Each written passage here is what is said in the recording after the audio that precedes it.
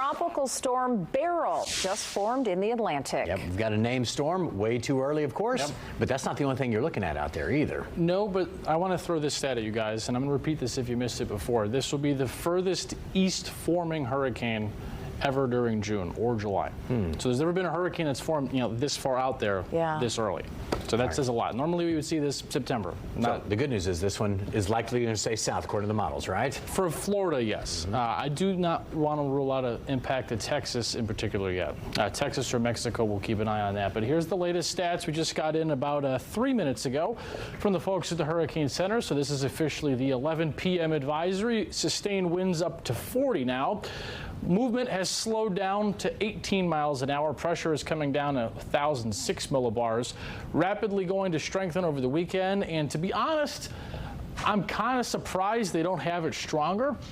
They've looked through everything. They're some of the best meteorologists we have for tropical weather in the world. I kind of thought they would have had this as a 3 by this point, but we'll see what happens. Nonetheless, it's going to be a hurricane that hits parts of St. Lucia, Barbados in a very rare fashion on Monday. So if you have any family or friends in these islands, they need to prepare now for a hurricane on Monday, strengthening to, at least as of this advisory, a Category 2 Monday night into Tuesday, with maximum sustained winds of 105. And then we will focus at the end of the comb. This is a Wednesday p.m., 8 p.m. next Wednesday. The center may be as far north as northern Cuba and as far south as about right here.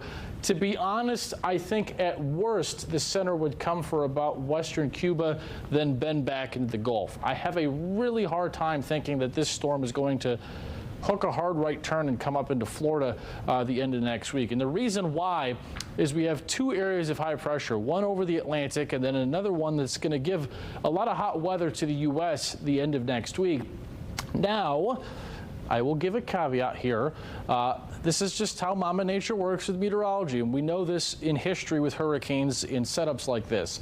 If this storm somehow way overperforms the forecast, gets to Category 4 strength this weekend, that would probably change the forecast a lot, because hurricanes, when they get that strong, tend to track further north and even try to go into the ridge and force the ridge apart. We've seen that before in Florida over the years. So if this thing somehow is really strong over the weekend, then maybe I could see a more further north track and maybe some South Florida impact the end of next week. I still think that's pretty unlikely. A weaker storm, it's still a hurricane, but a weaker storm probably would trend to track more further west along this yellow line, in my opinion, towards the Yucatan Peninsula the middle and end of next week. That's not the only hurricane, as crazy as that is for how early it is. Here's the GFS model. There's Hurricane Beryl on Monday. Look at the system behind it, either Chris or Debbie. There's a system in the Gulf. If that forms this weekend into Chris, then this would become Debbie. But that will be another hurricane, in my opinion, on Wednesday. Those islands could get hit twice by 2 hurricanes in 3 days. Next week. Now, you see the GFS takes Beryl's remnants south of Cuba and then will throw them into the Yucatan Peninsula. So that would give maybe some rain to the Keys next week, but nothing really other than that. Here's the European model I want to show you. It also does pretty similar with the timing.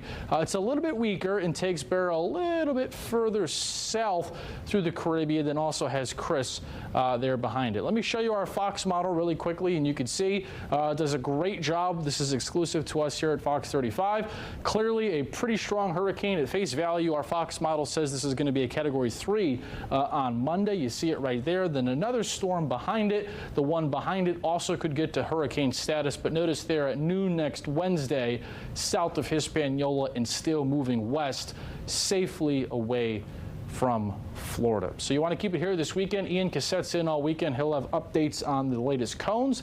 But until then, afternoon showers and storms, and there will be a lot of them tomorrow, very similar to today. If you have plans outside, it's a good chance you're going to get wet at some point tomorrow.